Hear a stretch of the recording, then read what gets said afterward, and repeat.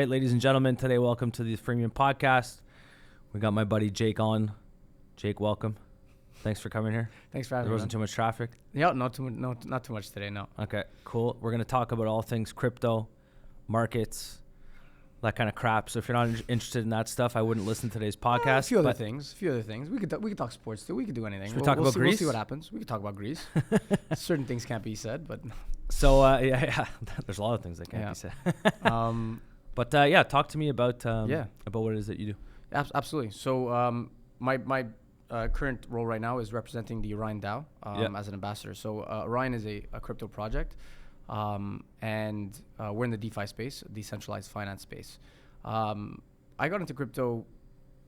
It's long story short. I graduated in accounting from Concordia, the John Molson School of Business, and I went into real estate. I did accounting, but I really liked real estate a lot more. I still do. Worked in retail real estate, actually, Dollarama. And once, opportunities started to come up in crypto, a lot of investment opportunities, and then getting to know the space, getting to know the people in the space, you start realizing, for those who are either in the space or looking to be in the space, it's one of the most fast-moving spaces in the world. Mm-hmm. It will always be faster than you, as much as you try to keep up. Especially if you work in it. If you're working in it, there's no way you're keeping up. If you're just trying to keep up, there's a chance, because it's almost a full-time job to just understand all the technology that's being released on a daily or weekly basis. It's crazy. It's crazy. How many markets it can influence, and it will change, or it has changed, and how many structures in terms of even on a governmental level that it has changed and will change most likely. Regulations, all that type of stuff. Yeah, absolutely. So, it was completely enthralling, and now I moved to it full time fairly recently, spring of this year. I was doing it part time, but now we're really focused on growing the Orion DAO and the Orion product suite. So we're to get into it, which I'll always kind of allude back to it as we speak about crypto and whatever ties into it. We're in the DeFi space, and before I get into Orion, the DeFi space, it's important to understand there's a difference between investing on Binance and KuCoin and these centralized entities that are a lot like banks. There's people who really have their money in banks, and there's people who have money in mattresses. So why I'm so passionate about decentralized finance, before we get into everything else, is the aspect of giving an entity your money that you worked hard for. This is your money. No one has the right to your money. You worked for it, you earned it, you were given it, whatever the case. You should have the fundamental right to have access to that money, mm-hmm. at any time, mm-hmm.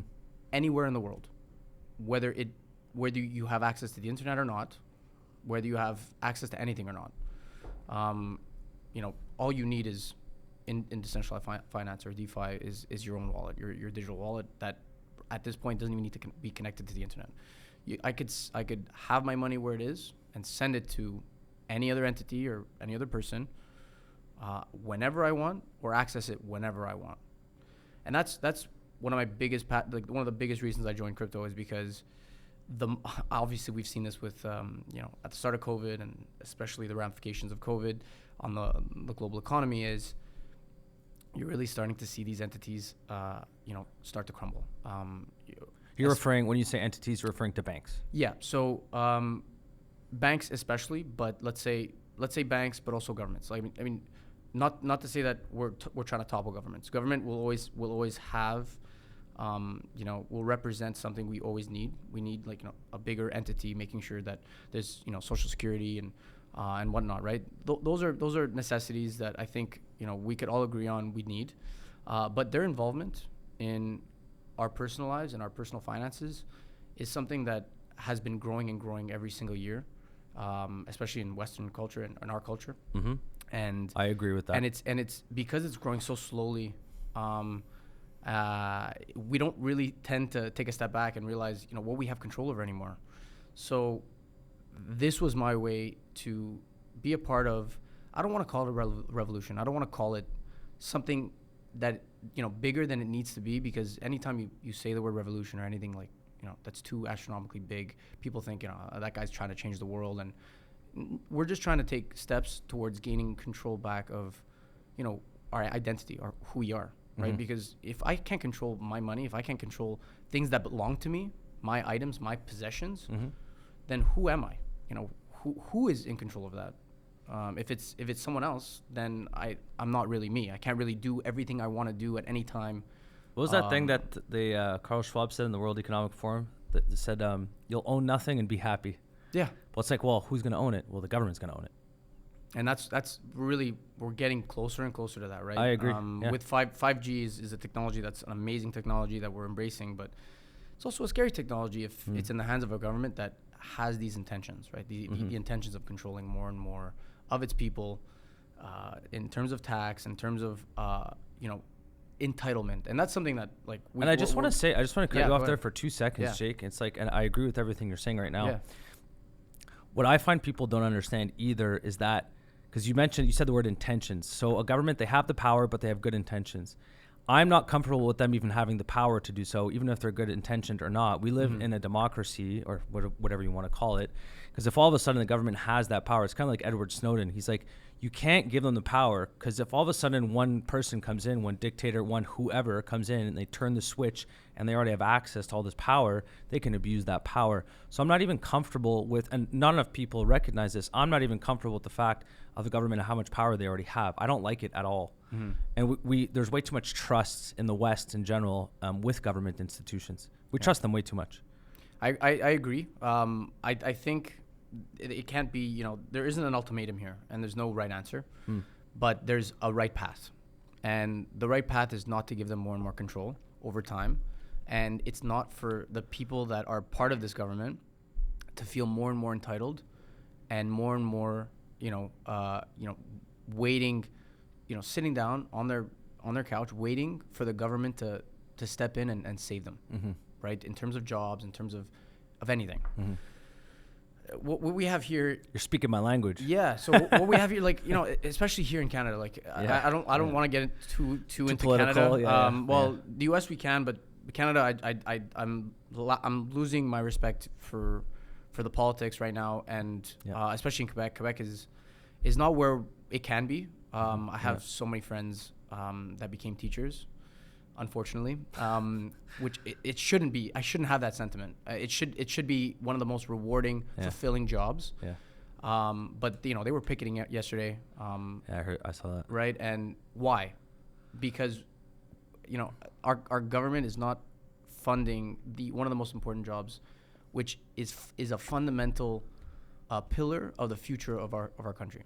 If we're not giving our kids a chance, where are we going? Where are we going to be in 20 years? They don't even have proper ventilation in schools.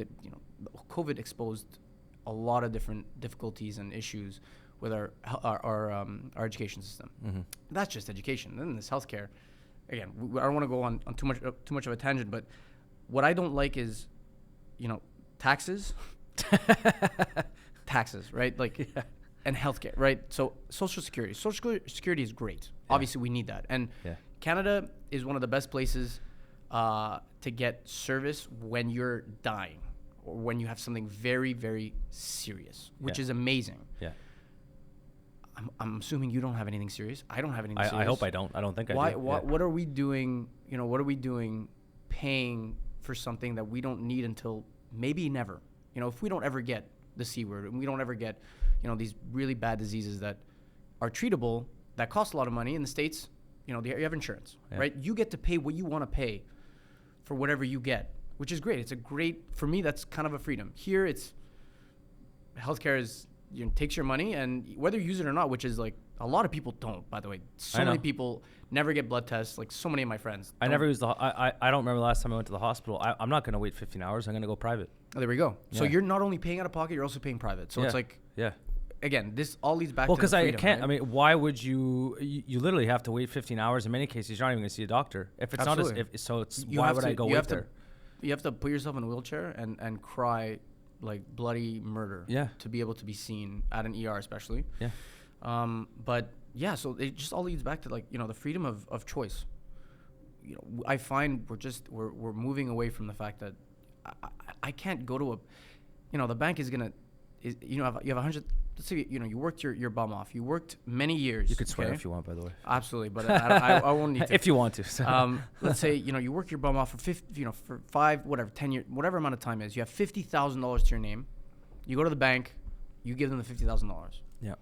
They're gonna accept it in 5 seconds, right? Oh, of course, yeah, of course. Yeah. Let's open an account right away, of course. Yeah. You go back the next day and you need that $50,000. What happens?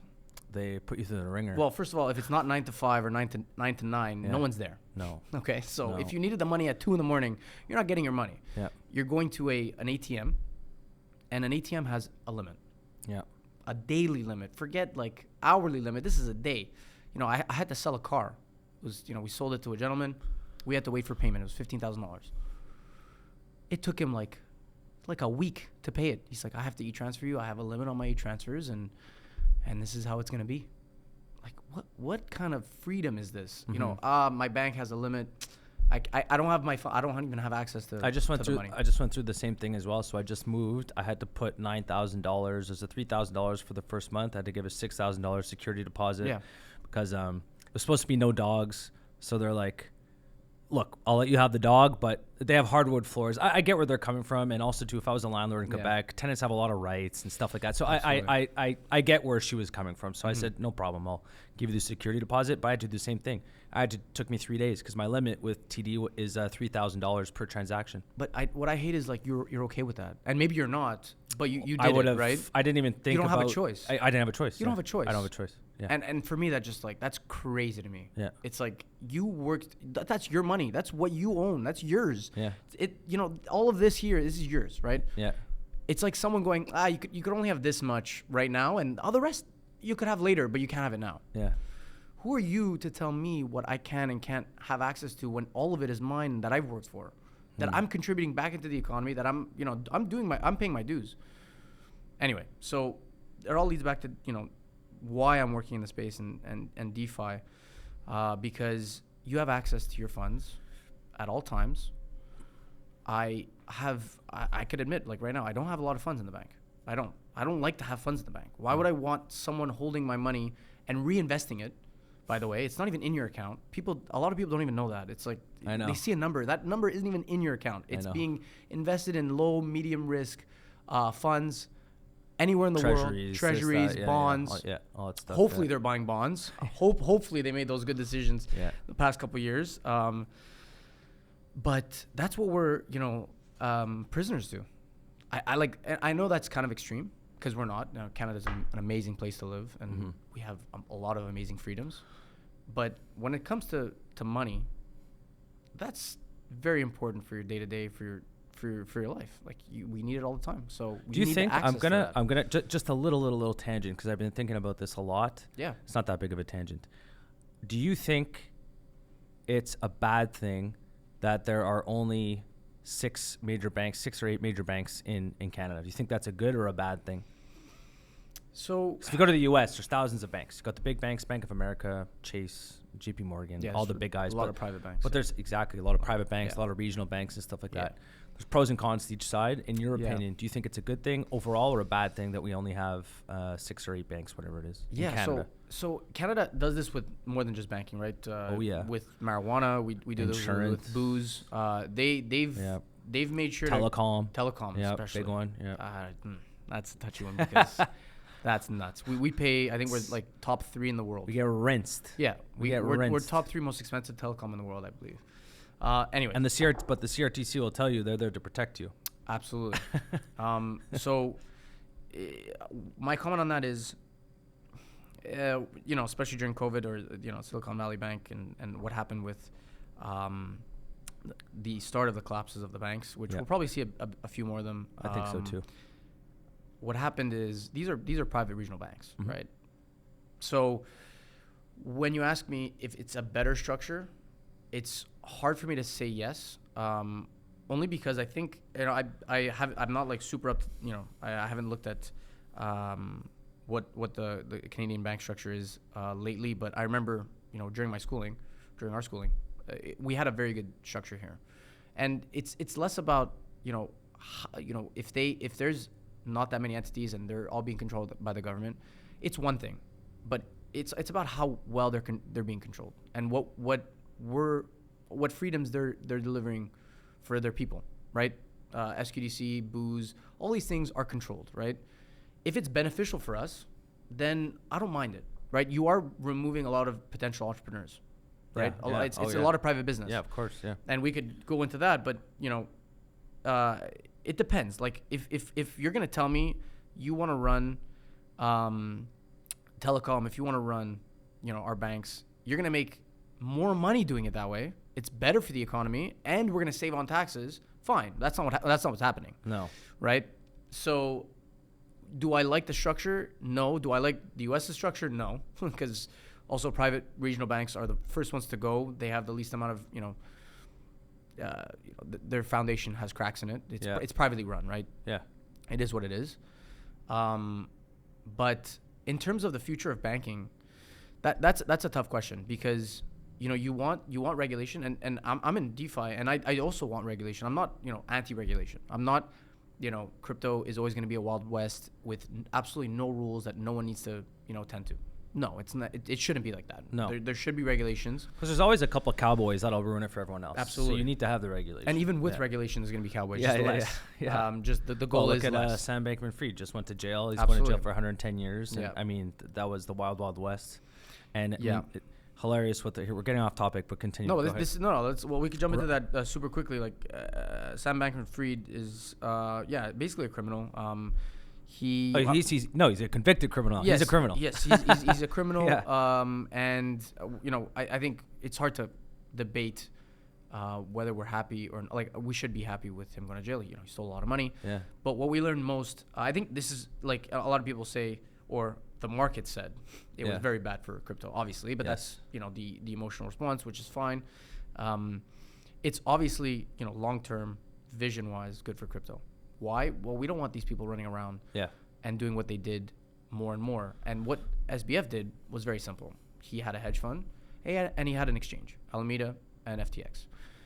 We now know that, or we knew, and now we really know that combination it breeds corruption. It breeds fraud, because you could funnel the money from your hedge fund into your exchange, vice versa. You're taking customers' funds from the exchange and reinvesting it into the hedge fund and into different investment systems like AMMs, like they were not AMMs, market makers. They were just market making, on their exchange. They were doing different things with the money from the accounts that people were using on FTX. So we know that should never. That's the regulation we need. It's less about, oh, what's the exchange doing? No, it's okay. This entity is tied to another entity, and they have a clear chance to create fraud very, very easily. This is where we want regulation to come in and say, hey, you could run your crypto business, no problem. You just can't run both. You need to make sure that regardless of how many different corporations you create to try to create a loophole here, you cannot be associated. This entity cannot be associated to another entity. And the big concern, I guess, just to correct me if I'm wrong, because you know more about this than I do, just to simplify for people listening, it would be basically you don't want to have that conflict of interest, because if they're on FTX, you shouldn't be, a bank, you're not allowed to do this. You can't play with depositors' money. Can't do that, and that's exactly what he was doing, right? And he was just is that more or less correct? Exactly, and that's a great parallel, because banks literally do that every day. Yeah, which is crazy, right? As I was saying that, going, well, that's what fucking banks do. So but that's how the banks started to collapse in the U.S., right? Yeah. In crypto, you're supposed to be able to pull out all of your money in your account fairly quicker than a bank, at least, depending on what exchange. Yeah. Banks have limits, right? Yeah. And they have limits. Why? Well, because the money's not there. Well, yeah, because if everyone knocks on your door on Monday morning at 9 a.m. to get their money out of your account, you can't service them. And that's what happened in the U.S. There was, we saw the lineups. It's a bank run, yeah. The bank run, exactly. The multiple bank runs we saw, that's exactly what happens. So FTX, it was exactly an exchange bank. Let's say it's an exchange run. It's the same kind of concept. Everyone kind of pulled out, but they also ended up realizing they didn't money's not there. Money's not there. It was in their hedge fund that they were trying to reinvest into crypto during a bear market, which obviously wasn't successful. Yeah. Sam Bankman-Fried, like many criminals, was over his head. and he thought he could always take users' funds, multiply it, put them back, and say, look how much we grew, and just kind of funnel the money and revenue and just, you know, on his bottom line say, this is how much we made. And it's too bad because he's obviously a smart guy. Very smart guy. Comes from a very good family too. Yeah. His parents are very reputable professionals in I think finance and one law.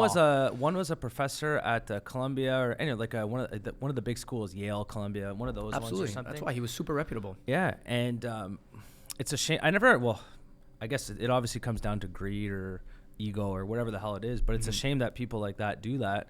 Yeah. If you like, I bet you that business was probably, I'm talking into my ass, but if I had to guess, I bet you 85 or 90% of the actual operation is legal. And then they just have that extra 10, 15% that's illegal. It's kind of the same thing. I'm taking the analogy from Wolf of Wall Street, from Jordan Belfort. You know, he's still a scam artist, but he always said himself, he's like, 85% of what I did was legal. It's just the other 15% that was illegal. Yeah. This outside of the drugs and all the alcohol and stuff like that. But like, because there's 15% illegal. But he goes, had I just stayed within the actual parameters of what the rules are, he goes, I'd be a fucking billionaire today. He goes, I don't know why I did this. And, you know, but. Yeah. So, this is why I'm in the space. So, like, kind of leading it all back to what we're working on, you know, being part of the Orion DAO. We're a crypto exchange. So we're a platform that you could trade cryptocurrencies on. So you would be the same as the Orion DAO. Is this the same as Binance or Coinbase? Right. So we're not. So Coinbase. You're not the same as these. No. So let's say Binance, Coinbase, KuCoin, FTX. Yeah. These are centralized entities. Much like we made the parallel earlier, they're kind of like banks. Okay. You're depositing your funds into them. Yeah. You lose custody of your funds, right? And you have to also provide a verification process, ID, and then you're kind of at the hands of their process, their structure, and like we saw with FTX. So it's a bank because that you need to keep your crypto somewhere. It's in their account. Got it. That they control. Got it. Okay. Yeah. Okay. So it's a crypto bank, like what you said. I like to call them, exactly. They're much more similar to crypto banks than decentralized finance. Okay. Absolutely. Cool. So let's say you trade on Binance, and these are amazing platforms. Binance is, you know, carrying the crypto industry. CZ is one of the most formidable, you know, legendary figures in the crypto space. McGill graduate. I didn't know that. Yeah, Cool. yeah, awesome. I've never met him, but I'd love to meet him one day. But you know, he's really championing a lot of amazing things in the crypto industry. Binance is one of the most successful companies in the world, and I definitely wish them, you know, continued success for sure. And we need them absolutely, because there's always going to be, you know, people who want, you know, there's kind of two different people. I like to put them in two different categories right now. So let's say person A and person B. Person A wants everything done for them, which is okay. You need to sacrifice certain things for that. A, money, because usually it costs fees and costs something to be given a service or to not want to do anything. And if, you know, you give your money to someone, they take care of your money. Fine. Those are like, that's like kind of Binance. You know, you put your money in Binance. The trading aspect of it is very, very easy. You literally press 2 or 3 buttons to exchange, to buy Ethereum, to buy Bitcoin. Then you see the funds in your account, and that's it. You go go have your day, do whatever you want. Those people, okay, are always going to be loving the service that they have with banks because, hey, you could walk in, you know, they have your money. You don't need to keep your money in your own wallet or under your mattress, right? Because, you know, money under your mattress, it gets uncomfortable, right? Yeah. So there's person A, which will always, by the way, will always exist. I'm person A. And that's fine. That's and that's completely okay, right? And I'm person A for a lot of things. Yeah. I'm person A for a lot of things. Yeah. And trust me, I can't be bothered. I'm so busy with other things like running the business, stuff like that. Like I don't want Absolutely. all the small things. I don't even want to think about it. I just want to. I'll pay an extra 5% or whatever it is. I'll pay an extra. There it is. Handle it for me. I don't want to have another headache. Yes. So, in the crypto space or the trading space, that's kind of like a Binance. They do a lot of it for you. All you have to do is give them your money. You create an account. You give them your ID, which again, depending on the person, may or may not like. And it's as easy as, you know, pressing a couple buttons and you get what you want. You could even have interest yield opportunities on Binance. It's super easy. Cool. We're in the decentralized finance. We're more tailored to person B. Not to say that it's not easy, Okay. DeFi in general, one of the biggest concerns with it and why it's not becoming adopted as fast as we want it to be is because DeFi is more tailored to person B. Person B likes to be in control of everything, likes to maybe take the longer way to completing something, but they know that it is very, very safe. They don't have to sacrifice anything when they go that route. So there's no identity process. There's no losing custody of your funds. It may take a couple more steps, but they will always have that peace of mind that no one is in control of. They're fully in control. They're fully in control. Got it. So at Orion, we're on the DeFi side, whereas you have your own digital wallet, so you go out and create that before you can interact with Orion, which is fine. Which is our trading terminal on our web browser. Our mobile app that's coming out, TBD, will actually be able to, if you want to create your own digital wallet through our platform, you can. But this is your wallet. You have to set that up yourself. And a digital wallet, so I can keep all different types of crypto on this digital wallet. Depending on the wallet, there's some wallets that are like that only hold, let's say, Bitcoin, which are super intense. But most wallets hold any kinds of tokens you could put on it, depending on the network. So this is that interaction right there. There's a learning curve, right? Like, if you wanted to go from not owning a digital wallet to owning a digital wallet, you have to do your own research. You have to, or speak to people like me, and we'll kind of walk you through the process. That's and the first thing that comes to mind for me is security. So if let's say someone knows that I have a lot of crypto, I have a lot of money on there, and then I'm just taking one of our guests, Fred Pye. I'll say this publicly because he said it on the podcast. Yeah. There have been cases where people will try and they'll try and take his stuff. They'll call. What did they do? He said someone would call a telecom company, just basically trying to Scammers. Fraud him. Yeah. So, and that's where we're creating a lot more of this security. Every week, every year, we're improving that on the decentralized, the DeFi side, because on the on the centralized finance side, let's put it that way. The banks, the Binances and whatnot, if they lose custody of your funds somehow, unless like let's put FTS. Most of the time you'll get it back. Exactly. So they'll have something in place. Yeah. You could speak to someone. Yeah. There's a support team. Yeah. They probably have insurance. Yeah. Something like TD. TD, you don't have to worry right now, or one of the Canadian banks. Like if something, you'll get your money back. Yes. Yeah. On the DeFi side, if someone scams you or you get hacked, you're fucked. That's it. That's it. I mean, you lose your funds, and it's happened to a few people I know. I'm sure, yeah. What if you forget your password? Isn't that one of the things too? Absolutely. Forgetting your password, your seed phrase, and then sending money to a wrong address is a real tough one. It's a tough pill to swallow. I'm glad that's never really happened to me, but I know some people that it's happened to, and it's tough because if you send it to the wrong address, you're probably not getting it back. What's the most amount you've heard of someone losing by sending it to the wrong address, for example? Well, hopefully they don't watch this episode. You don't have to name names. Just gonna Twitch. It'll be a reminder. It was a lot of money. It was over 10 grand. It was a bit. Let's say 10,000. Okay. Yeah. But anyways, I mean, it's a lot of money, but it's not gonna. Yeah. It won't ruin you for the rest of your life. But it's for a very simple mistake. This is at a bank that's never gonna happen. You accidentally put a wrong account number. You're good. It's it'll turn red and be like, no, this is incorrect. Yeah. Or are you sure? And then you send it somewhere that other person receives it, and that person goes, I don't know whose money it is. And the bank goes, oh shit, and then because the bank owns everything, take it back. Yeah. The bank obviously owns all of it, so Got it. they can move it. So in the DeFi space, all of these things are still what we're working on. The insurance aspect, the security aspect.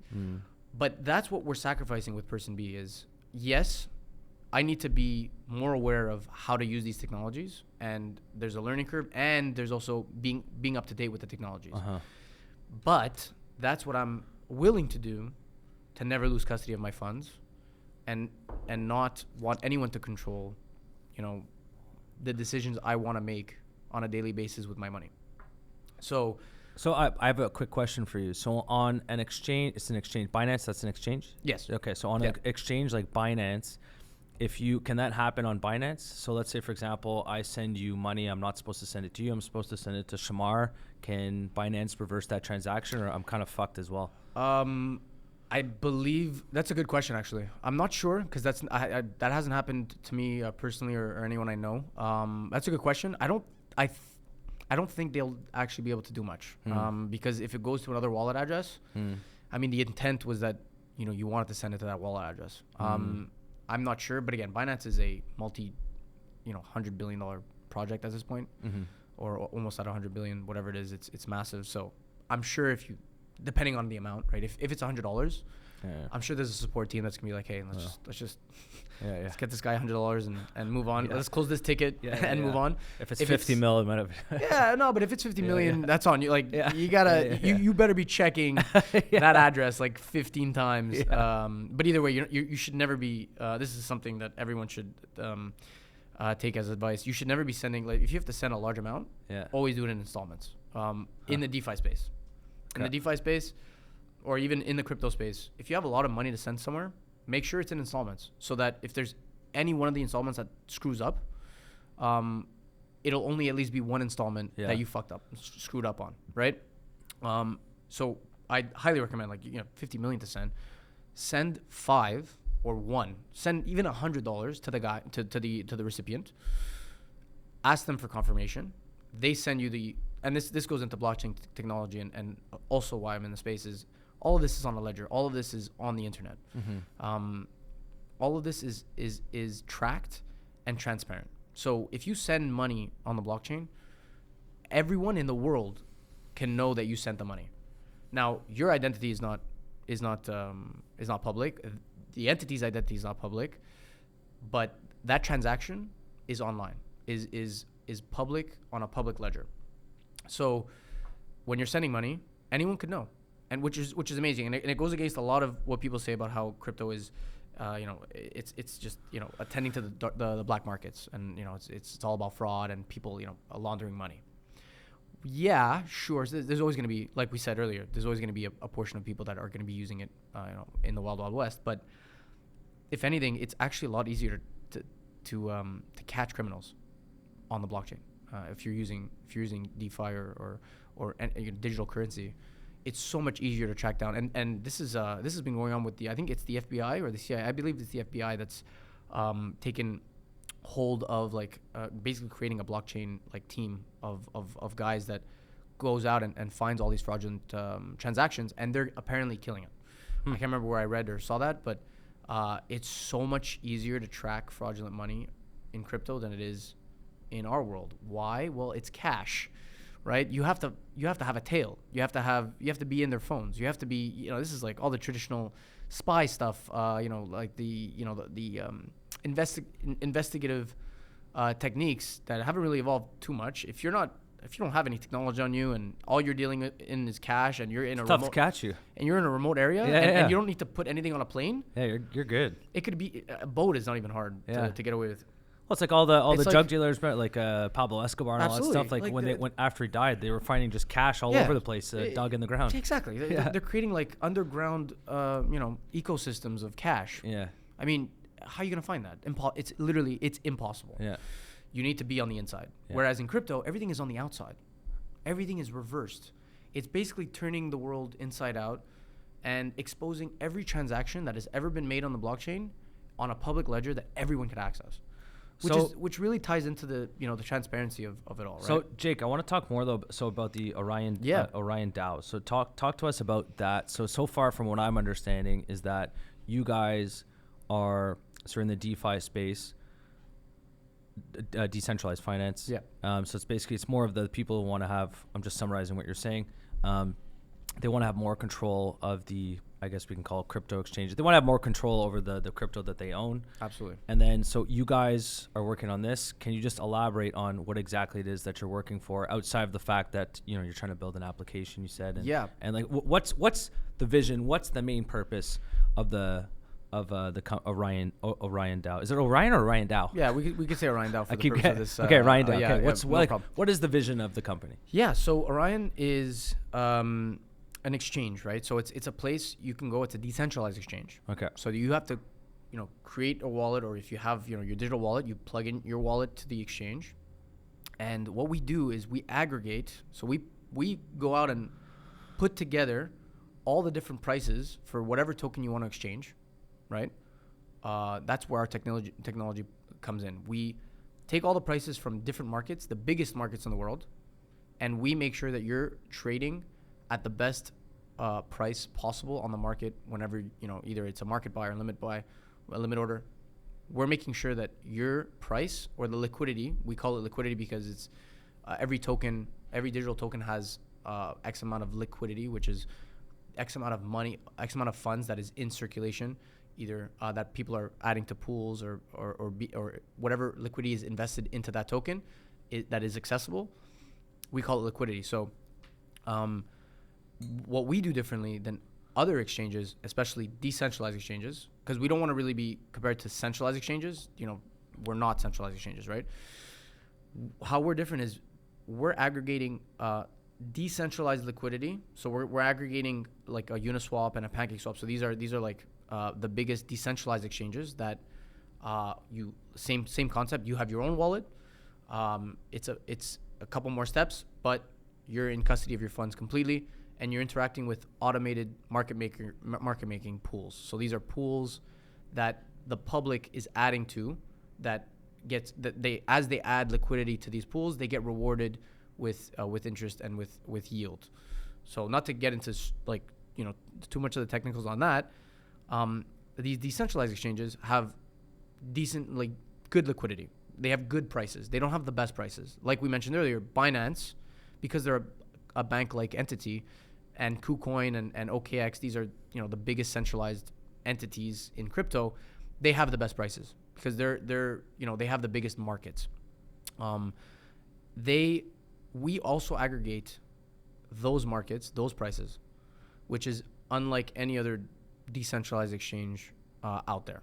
So we aggregate. So we take in. Holy shit! So we take in the prices. How big is you guys must have a massive web development team to build something like this. Yeah, we do. We have I think we're 20 to 30. Last I checked, we're like 30 devs working on this full time. Jesus Christ. We're a lot more dev heavy than business heavy. I'm because, sure. Yeah. Because yeah. This technology. Well, you have to build the network infrastructure and all that. Kind of So it's through APIs and through a network of brokers that run our proprietary software that we're building and that we want to actually make public one day, so that could I say, or I could become a broker. So just to simplify this again, could we say that it's I'm not sure if this is a good analogy. Is it like Questrade? But no, Binance would be kind of like Questrade, right? Yeah, so exactly. It's not really, okay, got it. Yeah. So it's not like that. So it's a DeFi, so it's like an exchange, it's a decentralized finance exchange, kind of. Yes, exactly. Okay. Interesting. /aggregator. So /aggregator. So we don't. I don't understand when you say aggregator. Yeah, so what does that mean? Aggregator just means okay, here's a good example. In stocks, it doesn't work in stocks, but how I could explain it could work. So let's say Questrade is a stock, a platform. Yeah. You have another one, Robinhood, and you have a bunch of different ones. Yeah. They're supposed to be trading at the same prices, obviously. Yes. Right? They're all connected to the same prices. But let's say they weren't. Okay? In crypto, that's how it works. There's different entities that all have different prices. So if I want to buy Apple, so for example, if I want to buy Apple on Robinhood, it would be a different price from the Apple on Questrade. It's not like that today, but sometimes in the crypto world, it is like that. Almost all the time. Actually. Oh wow. Okay. Yes. Cool. No one has the exact same prices. Got it. Interesting. At any given moment. Got it. Because they're all creating their own markets, which is also this is what happens when we're we're less than a $1.3 trillion industry, right? The stock market is it's massive. It's humongous. Yeah. There's obviously a lot less price volatility among markets. Yes. Or zero. It is zero in the stock market, right? In crypto, it's not. So what that means is there's price discrepancy, and the issue that you could be interacting with a not so good price for a long period of time, especially if you trusted a platform that your buddy told you about. this is the platform I use. It's good for And me. you're paying 5% higher, like across the board for Absolutely, everything. yeah. Oh, wow. And every time, if you're there's a lot of people I know that are just investing, let's say $1,000 in ETH a month. Man, it's $12,000 a year. If you're losing 5% just because of the platform you're using, Huh. Cool. that's something you just to get compounded. and just to get like informed about is such an easy thing to change, right? So that's where Orion comes in. We make sure that you're, as a user, we're providing you with the best possible price for the tokens we have listed, that you could possibly get connected to the biggest markets in the world. And like on Binance, when you're trading on Binance, you're only accessing Binance liquidity, right? You're only accessing Binance's market. Okay, it's more clear to me now. Yeah. Okay, Whereas we also so when you say access aggregator, okay, so it's just multiple markets altogether to get the most up-to-date price. Absolutely. I understand. Okay, cool. So very cool. And what we also do that's different is right now in the crypto space, the fees, especially during the bear market. So bear market, by the way, means down. The downturn, right? Bull up, bear down. Exactly. Do you know why? Hawkish, dovish, right? Do you know why actually? I found this out like a year ago. Do you know why? Like I know bear means down. Do you know why though? Yeah. So this might be a dumb answer. I know you're about to do down, correct, right? And the bulls and the up. bull, because when the bull hits, they shoot up. Okay, and that's the the answer. up. Yeah, I just wanted to make sure sure. I wasn't more theoretical than that because it's did you get super that? practical. Absolutely. So during the bear market, obviously, like a lot of these, these exchanges need to recoup, build their treasury out a bit more, and they're increasing fees. Yep. Whereas at Orion, we're decreasing. We just recently decreased our fees, and we're just about to release a referral program that is going to put more money in your back into your pocket to achieve a net zero in fees, or even better, make money on our platform. All it is you refer your friends if they trade up to 5 levels, which is a lot of levels. Binance and a lot of these other entities have like a very simple referral process. It's 1 level. If I refer you, I get X amount of percentage of your fees, and that's where it ends. Ours is up to 5 levels. So if I refer you and you're referring 2 or 3 colleagues and they trade, I'm making a percentage off their trades as well.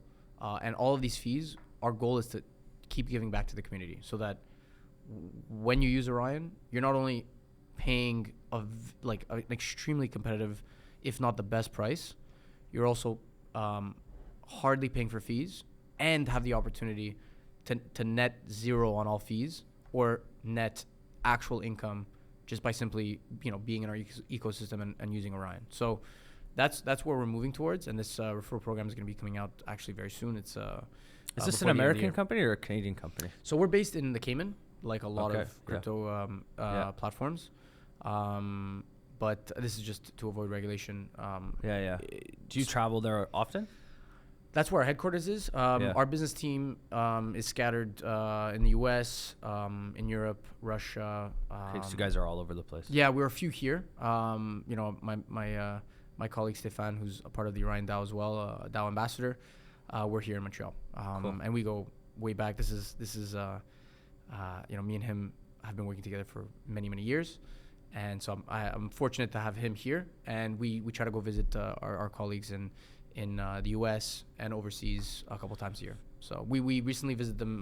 We recently met up in Dubai, and that was amazing. What's Dubai like? I've heard nothing but good things about Dubai. Dubai is very unique in a lot of ways. So how I'd like to compare it to is like, it's kind of like a Miami and a Vegas with no casinos. Okay. So it's like a Vegas, but bigger, but no casinos. Okay. Which is weird because Vegas is like 90% casinos, but like it's anything you want. It's a city that someone at some point was like, you could tell like they were kind of bored and had a lot of money. It's not even, it's so much money. It doesn't even exist. Yeah. It doesn't matter. It doesn't matter. Yeah. It didn't matter. Yeah. And they like built like a concept, like they drew it and everyone looked at each other and said, yeah, screw it. Like, let's do that. Sounds great. Like it's like a Lego land, honestly. Yeah. So there's anything you want to buy, anything. There's a flagship store for every single brand, like just specifically for that brand. Wow. Walk in, get what you want, leave. The biggest malls, I think they have like 2 out of the top 5 biggest malls in the world. Yeah. You could spend 3 days. It's 4 floors. I I didn't even come close to exploring all of it. Wow. You could spend days in the mall, Wow. days in one mall. It's on my list to go visit. I'd really like to go to So Dubai. we were there in off season or a down season, which is really between like March, April to September, because it gets to the point where it's 55 to it's too 65 hot. Yeah. degrees out. Yeah. This is Celsius. Yeah. Yeah. You can't go outside. No. So a good example is like, I opened the balcony door of the hotel, and there's like a sheet, like a wall of humidity of like sauna, and you poke your head into it because it's not moving. Like, it can't move. Nothing. It's so thick, it just can't even move. And you go outside, and within a minute you're sweating, like a minute. I was The water's hot. Like, out of the sink, it's It's dangerous. I mean, but even going into, someone was telling me during that time, because at least let's say in Canada, let's say it's really hot in Montreal. Let's say it's a day with the humidex, it's 45 degrees, which is still fucking hot. Yeah. You could jump in the lake, it's gonna cool down. Let's say the lake, it's absolutely. like 80, 82 degrees if it's really hot. Yeah. If you, someone told me when you jump into the ocean in Dubai, it's like still 100 degrees Fahrenheit or something. It's like we didn't even. We were there, and like, this is like peak heat. yeah. I don't like the sweat. Yeah, I don't either. And I was in Greece right before. We were in Greece right before. I thought that was the hottest place in the freaking world. It was 40. It was like ridiculously hot, and I was like, this is the hottest. I didn't think this is the hottest I don't know about you. I was the hottest temperature I think I was in. Yeah. Up there. It's up there. I was like, okay, this is it. And then I just take a flight to the hottest, absolute hottest add on place. 10 degrees. And like these, like I don't even understand how their air conditioners process the air. Like here, when it's 45 degrees here, all you hear about landlords, homeowners, the AC just busted. Yeah. They have to get back to you. Yeah. It's a whole thing. There, it's like it's 55 degrees. These things are pumping out the freshest air in these malls, like everywhere. It's unbelievable. Imagine the turbines. Jeez. It's crazy. Anyway, definitely. Lastly, I recommend, like, if you want to go on down season, like, basically it is hot, but you get into every restaurant, you get into every club, you get into you go see like the sites. As it's super easy. There's no lines or nothing. In the busy season, like right now, you're waiting like 2 hours to like go into the Burj Khalifa and then another hour and a half during the tour. It's like it's a whole thing. No.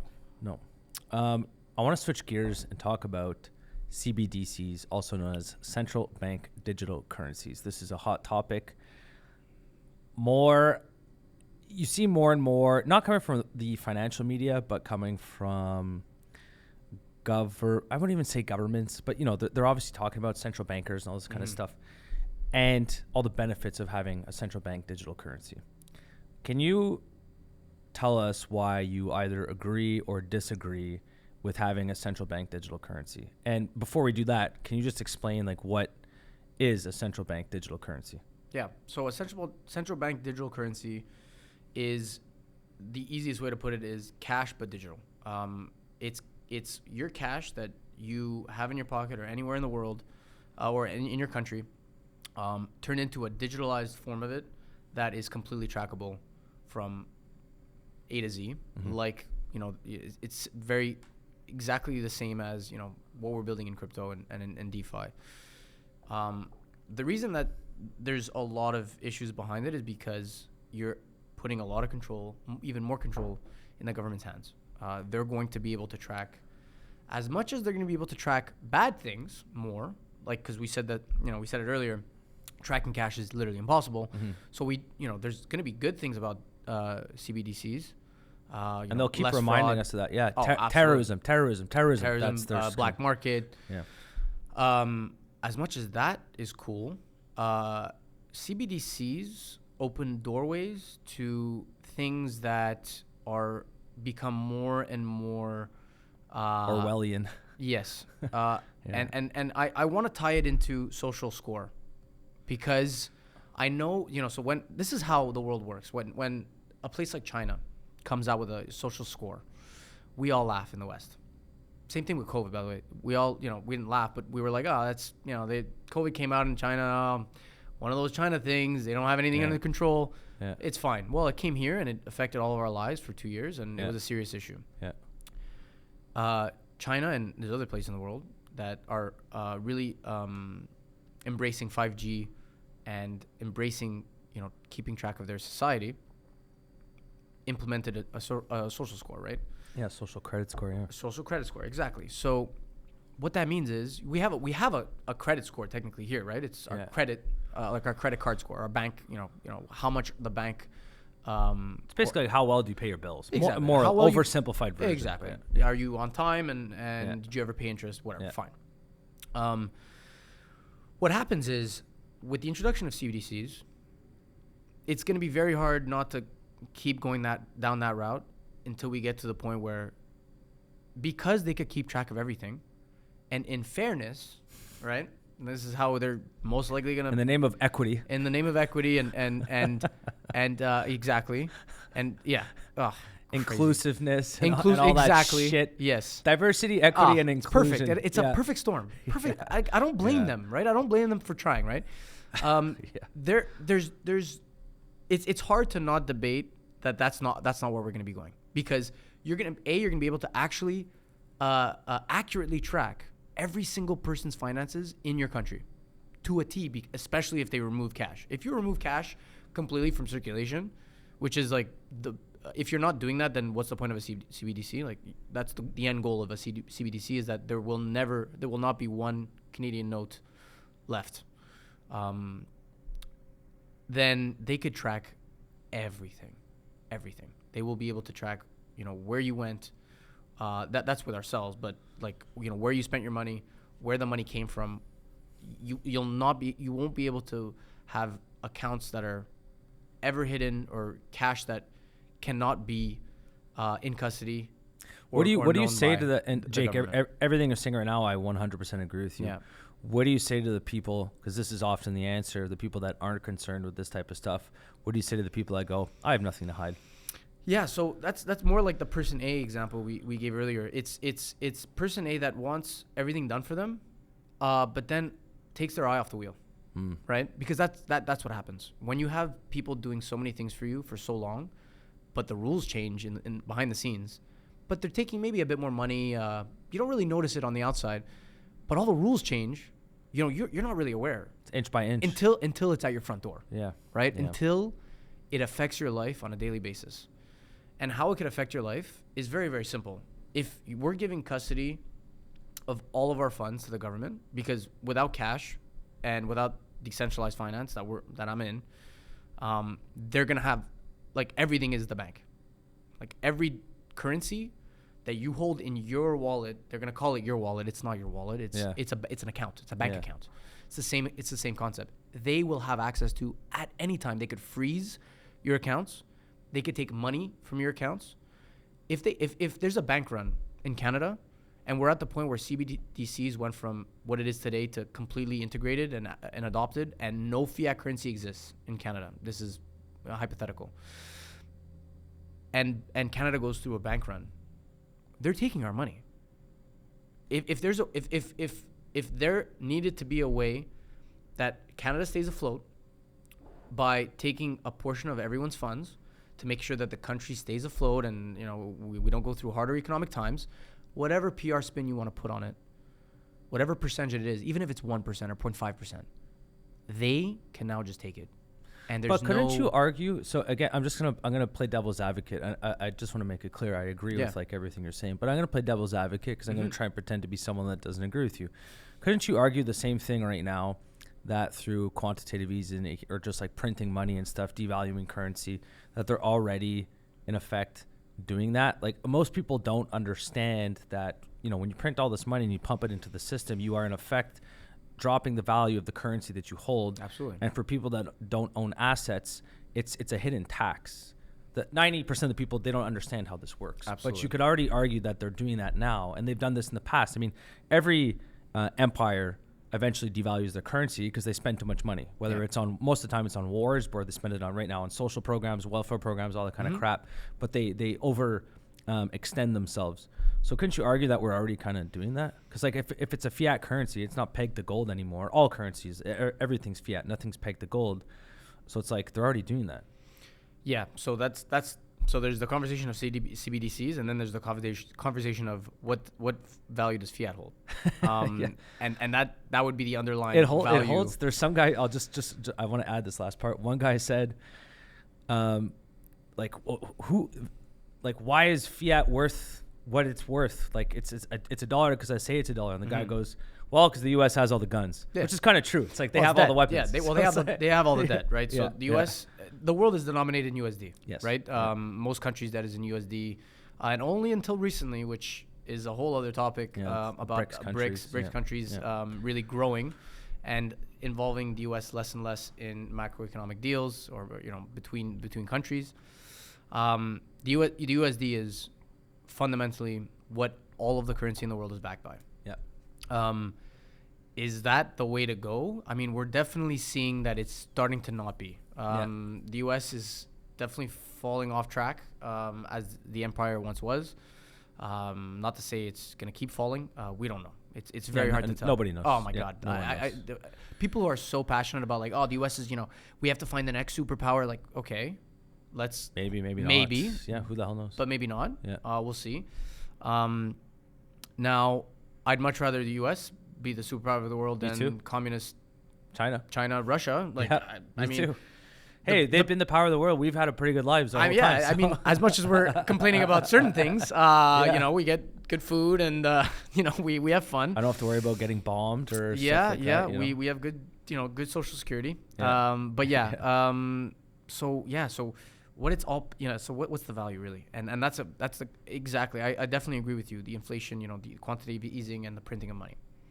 This is because nothing is. They're lacking responsibility for their actions. Mm-hmm. When you print money, what does that even mean? Like, if nothing is backed by the money, you're playing a game of macroeconomics that you don't even know exactly what the outcome is going to be. Mm-hmm. Because none of this has ever been done before. Nothing has ever came close in history to the amount of printing we've done in the past 5 years. Mm-hmm. We don't even know what's going to happen, and most likely it's not going to be good. So the value of our currency is decreasing, and that's where we bring in crypto. All of these tokens, or a lot of these tokens, Bitcoin. Let's just talk about Bitcoin because that's an easy one. It has a limited amount of tokens ever created. But before, and I know this is a great segue. Yes. But before we get into this, in your opinion, is crypto a store of wealth or a currency? So it can be both. Okay. Bitcoin can easily be both. Bitcoin is a store of value more than it is a currency right now, but they're working very hard on the Lightning Network, which is the network Bitcoin runs on. So trying to move to a currency to make it easier to exchange. Yeah, exactly. So the network is improving its speed to the point where we want to be able to send 0.0002 Bitcoin, X amount of dollars to you very quickly, very easily. Got it. So there's progress on that front for sure, and I think it's only going to get better. So digital currency or cryptocurrency, I should say, it covers both, because you could store it, and that's the beauty of Bitcoin. Especially people who believe that Bitcoin is going to one day be, you could pay with Bitcoin, with almost everything, and it's going to have that freedom or that trust by every major entity. Right now, it's a store of value because most likely you're not moving it often. But the goal is for it to be able to be moved, or if it's not Bitcoin, it's another digital cryptocurrency that has the same kind of aspects of Bitcoin. Mm-hmm. Although Bitcoin, no one runs it, right? Like that. The beauty of Bitcoin is there's no actual owners. Like there's no team. It's completely decentralized. It's completely exactly. Yep. So it lives on the internet. As long as you have one computer running, you have Bitcoin. That's pretty much it. So, that being said, there's a limited amount, which is completely like the opposite of the fiat approach. Yeah. Fiat currency has been taking since it got depegged. Yeah. There is nothing pegged to the value of every bill. So, and a printer exists.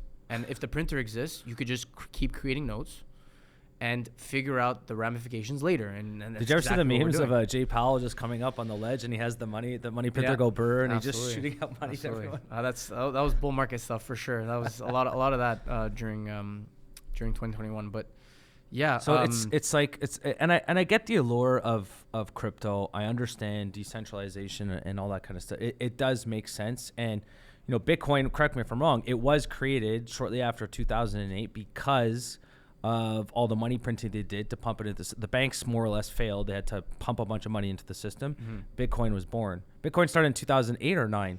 Yeah, I think 2008. It was right after the financial crisis, great financial exactly. crisis. So it's like that's the reason why it started. They don't want to have whoever started, whether it was a person, whether it was a group of people, who the hell knows. Yeah. But it was because they did not want and still don't want central banks, in other words, central banks are, in my opinion, they're politicians. They work for the government. And they don't want the government having this much power over your currency. Because even if they can't, like all the points you brought up earlier, if I go to TD, well, right now, in 10 years, if stuff collapses, it's going to be a different story. But right now, it's going to be a pain in the ass for me to get all my money. But eventually, I'll be able to get all my money, eventually, okay? So it's like,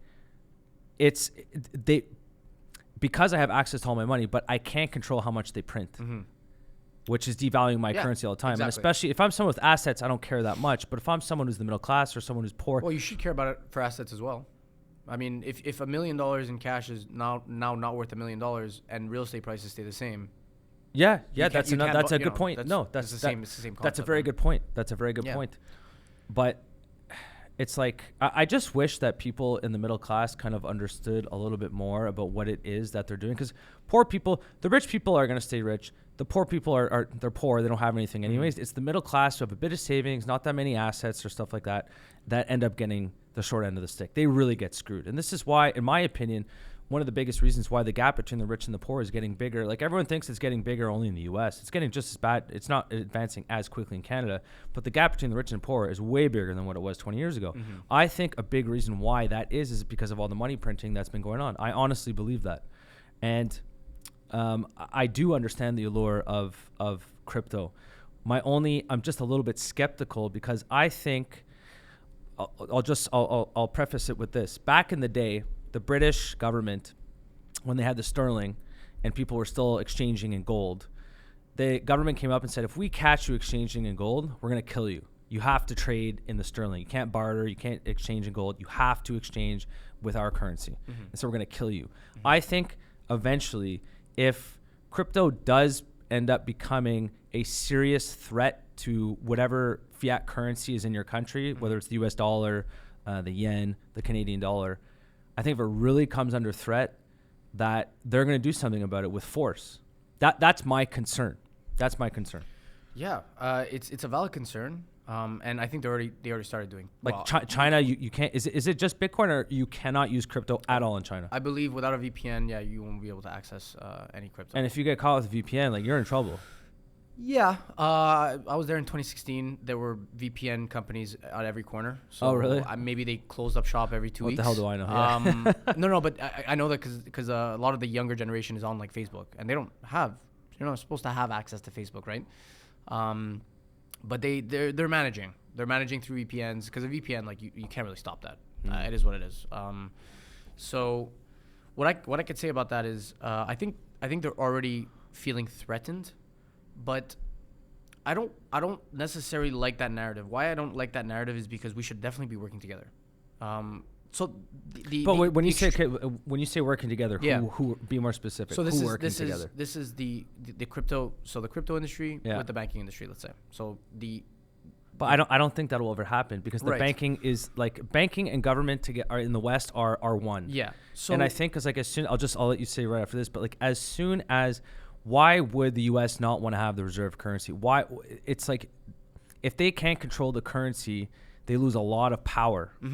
Yes. And so I don't think the government and the banks, which is the government, it's not in their best interest to work together with people that work in the crypto industry. That's my opinion. Yeah, no, it makes complete sense. So what I want to say to that is, you have the U.S., which, like you just mentioned, they're in control of basically the world economy through the USD, right? People who believe, on the DeFi side, and on the crypto side, believe that a middleman should not exist in a lot of different scenarios. The middleman is the bank. But it doesn't have to be the bank doesn't need to represent what it is representing and what it will continue to represent, which is a more and more intrusive entity that doesn't allow you to do more and more things, and it has more and more rules about being about accessing Customer, about being the middleman. Like Yeah. you want to access it, well, you have to, because we're Yeah. the only middleman, Yeah. right? Yeah. And then these are our rules. Yeah. And guess what? All the other banks have the same rules, Yeah. right? So everyone has Yeah. to follow these rules. Yeah. We, as people, have to understand, like, these rules suck. And I've kind of always been that guy, kind of a troublemaker in class, and really kind of bending the rules. I'm on your side, man. Yeah. Yeah. I'm So the same way. I don't believe that rules shouldn't exist. I'm not that guy, but the middleman, when the middleman really starts to get involved in your personal freedoms and your ability to choose, then that middleman has a much bigger role than a middleman. They're not facilitating the transaction. They are influencing and controlling the transaction, which is very different. A bank is supposed to be to person A. Everyone should feel what person A feels with the bank, right? They take care of everything for me. It's lovely, right? They don't know what the rules are, what rules are changing and how much worse it's going to get, or worse it is getting. Person B knows all the rules. Person B understands, holy shit, person A, like, doesn't have access to the funds. They're fine with it, I guess. But if I have this conversation with person A and ask them, hey man, like, go pull out 50% of your equity tomorrow in cash because we have to do this deal. You can't do that. It's not happening. No, absolutely not. No, there's a bunch of DD and who you have to talk to. You have to go when the bank is open. Yeah, it's a whole thing. You have to give your firstborn. You have to. Yeah. So like, how like I could see them work together. So yes, they're threatened. And when they're threatened, obviously the SEC is, a great example of feeling threatened and then trying to chase rainbows and try to take down bad guys that don't exist because they've been failing. XRP got out of it, which we're happy about. USDT is seems to be fine. They've been been followed by the SEC for many years now. They have to get to the point where there's technology that is just better for the people. They could still keep their middleman status. They could keep we're servicing the people. But why not give the people the power to choose more than they have now? And I absolutely agree with you that that's them going backwards. Mm-hmm. And they don't have any incentive to go backwards, because forwards means more control, more money, and outcomes that they completely control. If they're controlling us, they control outcomes. And if they control outcomes, they could forecast. And if they could forecast, they make more money. Easy. Do you ever listen to Michael Saylor? I'm assuming you do. Yeah, I haven't in a while, but he talks about there was a book that he read and it had a lot to do with this, but it was just long story short.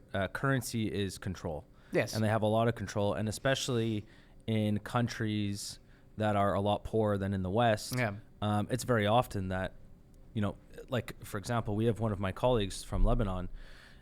A year or 2 years ago, you wanted to go get your money from the bank. You can't get your money. Your money's gone. Yeah, everything you've worked for your whole entire life. Yeah. If it's in the bank, it's gone. Yeah, they took it.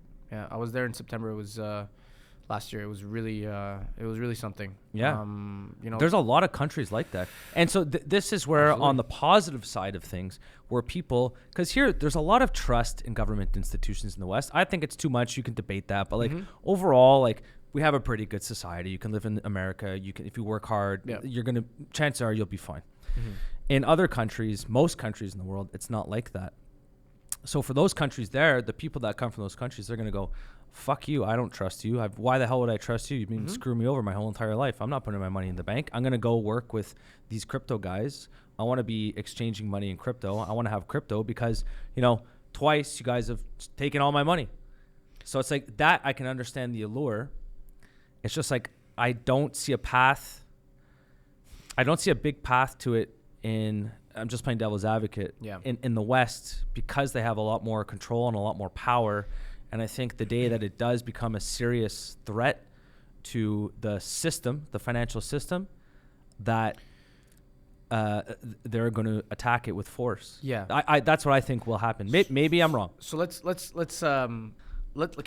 take another answer to this question, or something that is fundamentally true, is it is unstoppable. So what do I mean by that? like I said earlier, if there's You said it is unstoppable? it is unstoppable. It is unstoppable. Okay. As in, if there's a computer running, one computer running in the world that's mining Bitcoin, we could transact with Bitcoin. And that's, I don't think, a reality. We'll never get to the point where no computers exist. And if we do, we have much bigger problems. Yeah. So it is, so blockchain is immutable. So it's unchangeable data on the internet, which is amazing because that's what makes it fully transparent. It is not changeable data based on transactions that have been made. Okay, very, very simple. But obviously, I can go into details, but let's keep it at that for a second.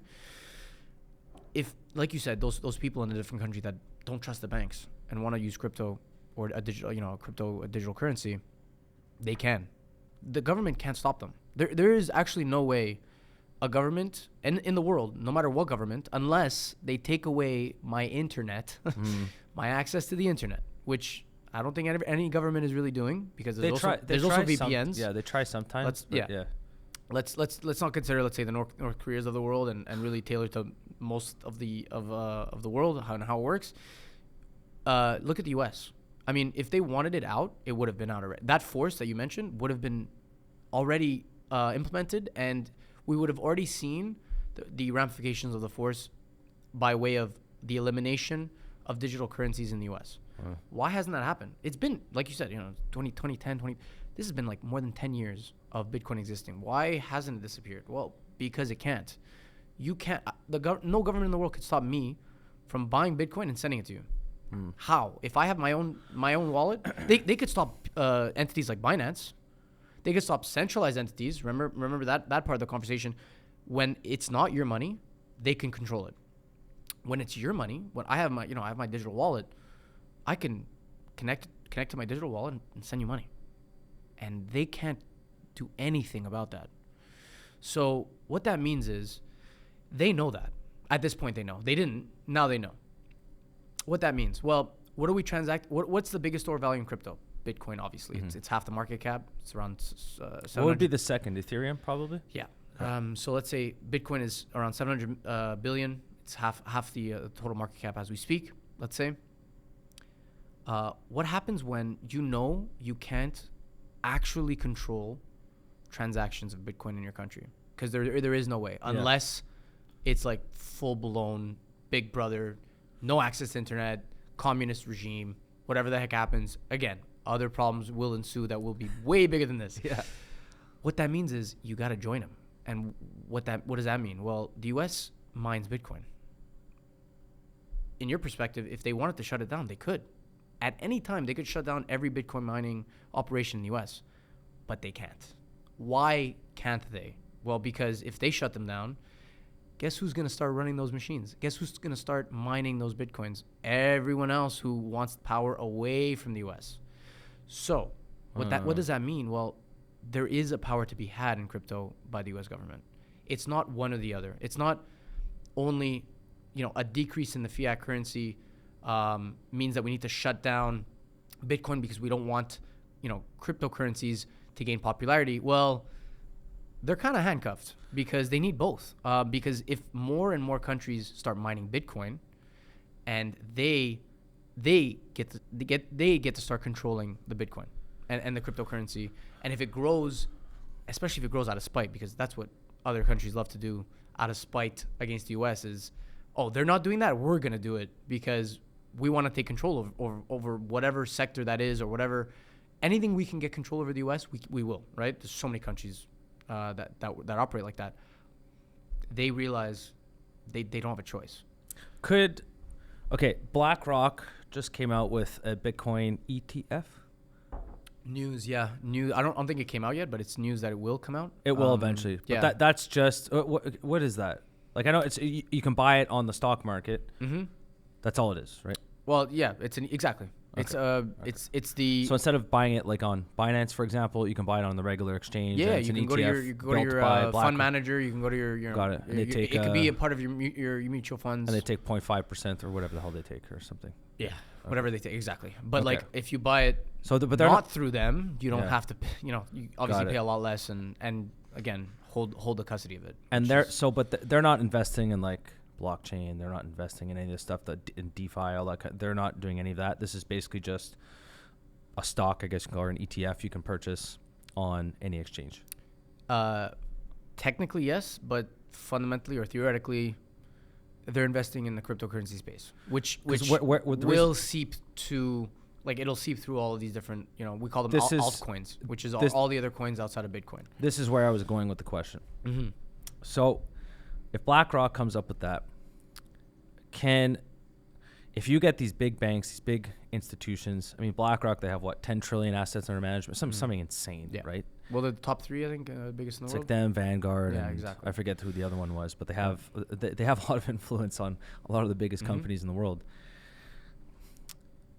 They have a lot of influence. Let's just leave it at that, and a lot of money and a lot of power. So, could they influence the crypto space to make crypto not what it was designed to be from the beginning? And it was designed to be from the beginning, when Bitcoin was created, was to be a decentralized space. You own your money. You can't have a central banker meddling in the currency. You can't have them print it and all of a sudden, poof, the next day it's worth 50% less than it was worth the day before. That was the concept of cryptocurrency when it first started. Mm-hmm. Is there a situation where these guys, one of the big banks, a JP Morgan, a BlackRock, whoever that has a lot of power, could get into the space, influence the space, and then, because these guys work hand in hand with the regulators, they work very, very, very closely with the government, and all of a sudden, poof, the government's in on it, and they go, okay, cool, and all of a sudden, crypto isn't what it was built to be, and the American government has a lot of control, or any government has a lot more control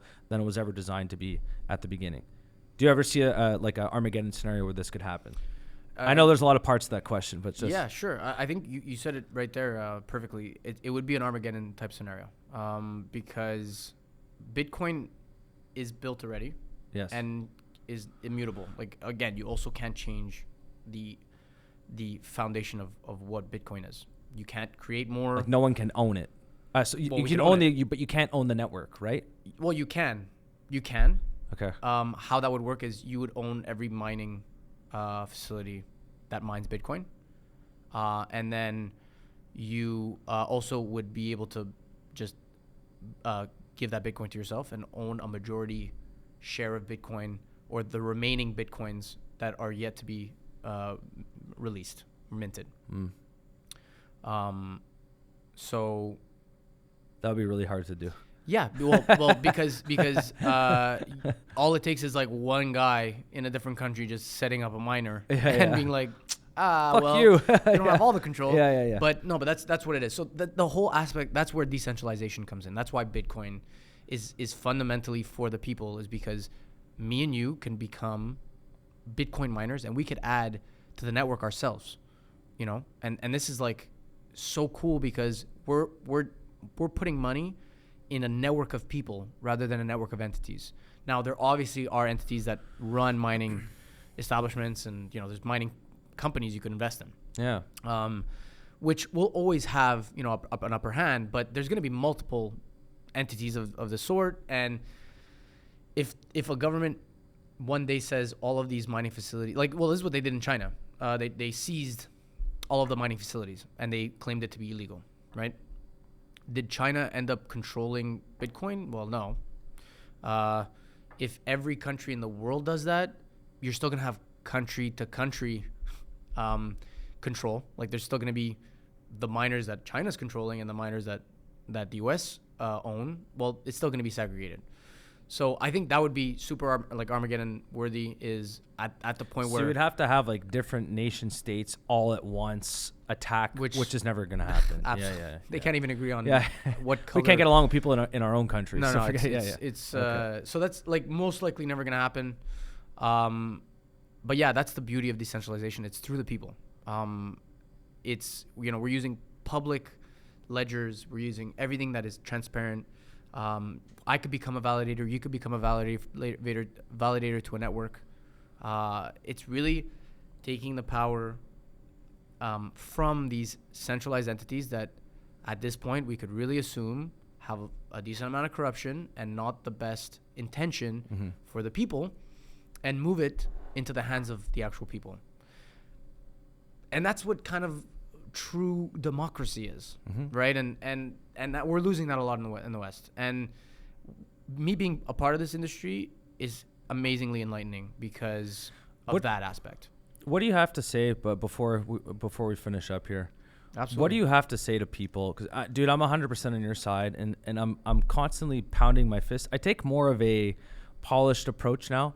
Because before I was too brash, kind of like, no, you got to wake up. That doesn't work. You have to kind of have a soft touch to it. Try and, I don't want to say explain. Person A, man, you got to think about person A. Like, they're, Well, like, the bank is there. It's fine. I don't need. What do you say to more the- than $2,000 in a week? What do you say to the Right? people though? Because you've been working in a space that you're like, holy shit. I'm sure it's been eye opening. Like, fuck, man. There's a lot of stuff we don't control here. Mm. What do you say to finish up to people that don't think the West has taken, and when I say the West, I mean the governmental institutions have taken too much control of our lives? They don't think that. What do you say to these types of people? I would ask them where they live, because here it's becoming more and more apparent. What do I tell them? I mean, a lot of it is what I told you today. The whole comparison between person A and person B, the comparison between actually having control of your funds versus not, and you know, the contrast or the comparison you could make between items in your house being controlled by the government. You know, like, imagine you open your fridge and you can't take XYZ item, an apple, an orange out of your fridge because today's not the day I'm allowed to take an apple or an orange. Well, that's where we're going. I know, obviously we hope that we'll never get to that point. But we're not stopping their progress of becoming more and more involved in our lives.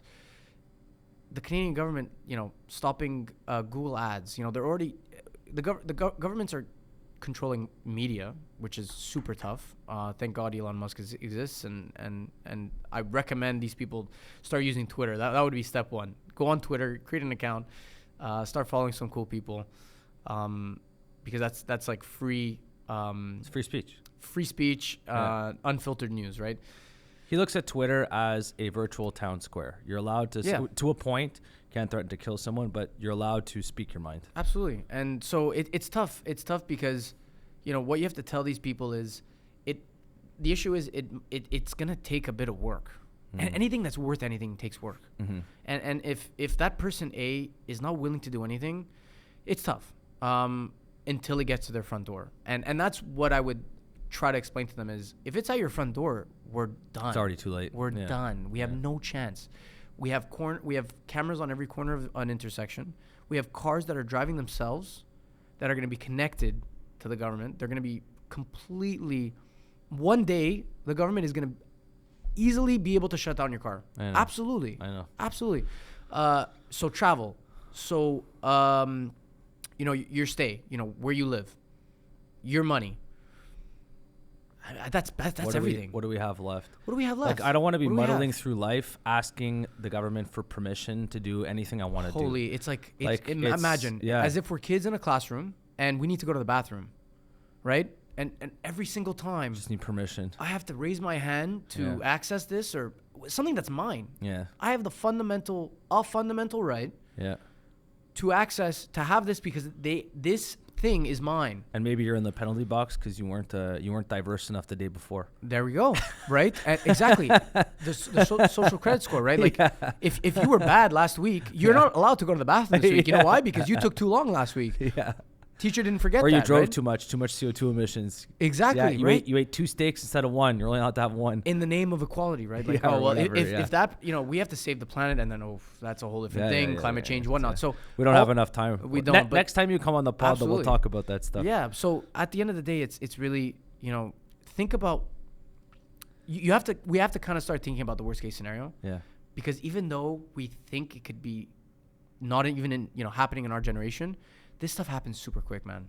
And with technology, everything is becoming exponential. We're in the exponential age, which I'm sure you've heard a lot of, you know, Ray Dalio and a lot of different people say. So with AI and all that stuff. And absolutely. And that AI we didn't touch upon today, but we'll definitely speak about at another point. Jake, I really appreciate you coming on today. Absolutely. Do you want anyone to check anything out? Orion DOW, do you want to drop a name or stuff like that before we close up here? So our website is orion.xyz. Trade.orion.xyz is where you would go to trade. Definitely check it out. We have extremely low fees. Like I said, it's one of the most competitive, if not competitive, places to buy your tokens. We really value putting money back into the users' pockets, making sure that they're trading at the most optimal prices and optimal, using the most optimal liquidity. So yeah, check it out. And you can find me on Telegram as well through the Orion community group. So through there, you could message me. I'm gonna check that out myself as well. Absolutely. Thank you so much for coming on today, man. Thank you very much for having me. I appreciate it. And we'll have this again. That was good. Fun Absolutely. conversation. Absolutely. Cheers. Cheers.